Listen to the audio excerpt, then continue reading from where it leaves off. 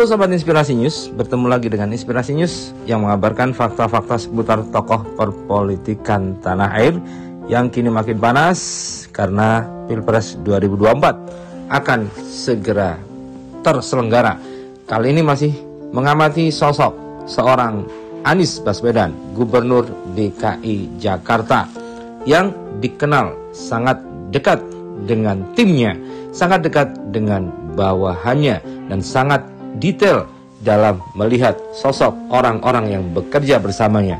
Hal ini tampak saat Anies melayat kepada seorang bawahannya, yakni Direktur Utama PT Transportasi Jakarta atau Transjakarta, Sarjono Joni Citrokusumo, yang wafat. Kemudian Anies Baswedan pun mengenang sosok mendiang. Dari apa yang diungkapkan oleh Anies Baswedan, banyak pelajaran yang bisa kita gali bagaimana seorang pemimpin kepada seorang bawahannya. Nah, bagaimanakah kisahnya? Yuk kita kupas tipis-tipis di redaksi Inspirasi News kali ini. Like, subscribe, and komennya ditunggu, serta jangan lupa selalu ada doa dalam setiap lentikan jarimu.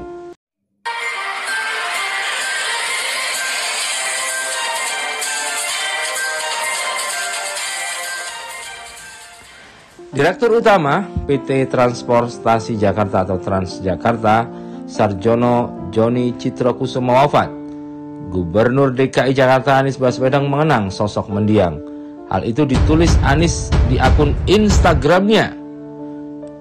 Menurut Anies, meski masa pengabdian Joni di Transjakarta terbilang singkat, namun almarhum sukses menahkodai Transjakarta melewati masa-masa menantang setahun terakhir. Anies menyebut Joni sebagai sosok pribadi yang amat energik. Pandangannya selalu positif, optimistik, cerdas, dan cepat muncul dengan ide-ide baru. Sangat supel, bergaul, teman almarhum ada di mana-mana. Allah punya rencana sempurna. Telah dicukupkan tugas di dunia ini, tulis Anies mengenang sosok mendiang Joni seperti yang diunggah di akun Instagramnya. Dalam tulisannya itu, Anies juga mengungkapkan mengenai awal sakitnya Joni. Mantan Menteri Pendidikan dan Kebudayaan di era Kabinet Kerja itu menyebut bahwa Joni mulai sakit sejak sedang ditugaskan ke Amerika Serikat. Mulai sakit saat berada di perjalanan dinas ke Amerika Serikat, saat sedang bekerja melaksanakan rencana Transjakarta untuk menggunakan armada bus listrik, kata Anies. Rupanya sakit yang diderita Joni itu berkepanjangan. Sampai di tanah air, dia langsung dirawat di rumah sakit. Hingga akhirnya Allah panggil pulang. Insya Allah husnul khotimah.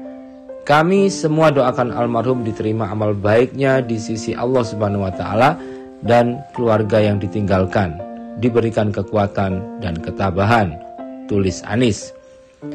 Dari informasi yang diterima oleh beberapa media, Joni meninggal Minggu pagi sekira pukul 9.59 WIB di Rumah Sakit Pusat Angkatan Darat RSPAD Gatot Subroto, Jakarta Pusat.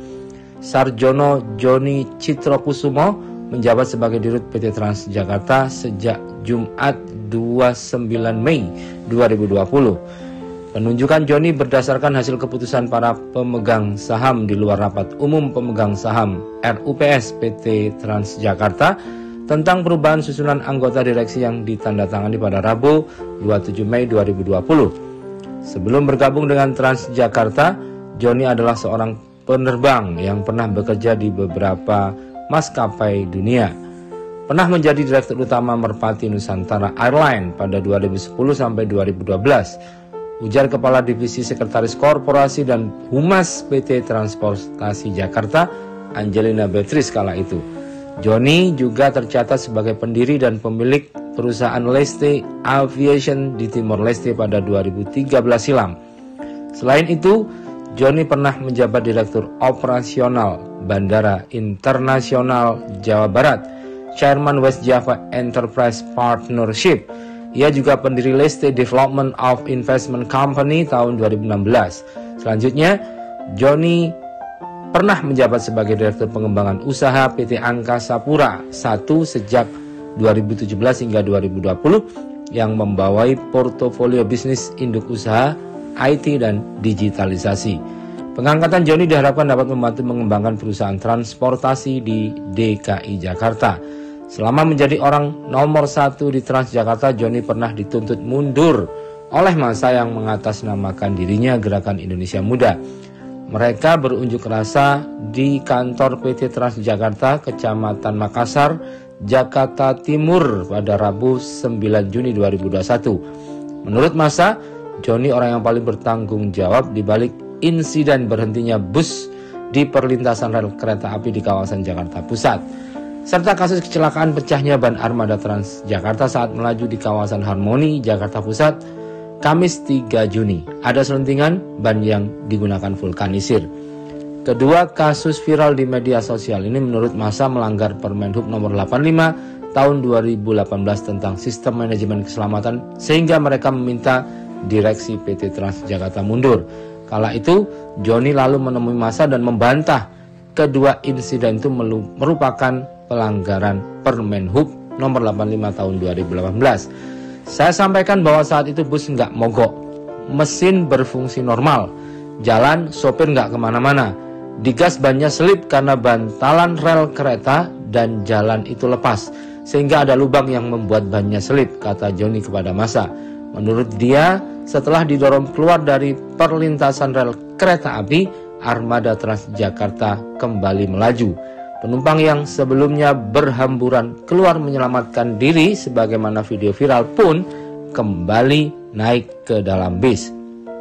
Setelah kejadian bus dengan nomor bodi MBS 1819 rute Manggarai Blok M, berikut sopir yang bertugas saat kejadian dipulangkan.